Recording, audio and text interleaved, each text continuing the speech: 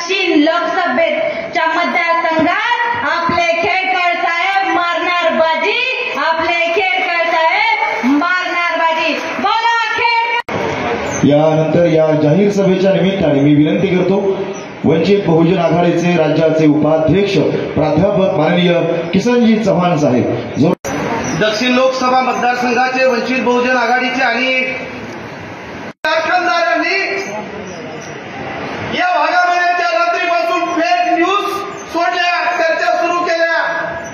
बगल बच्चांना हाताशी धरलं की वंचित बहुजन आघाडीच्या उमेदवारानं अर्ज पाठीमागे घेतलाय।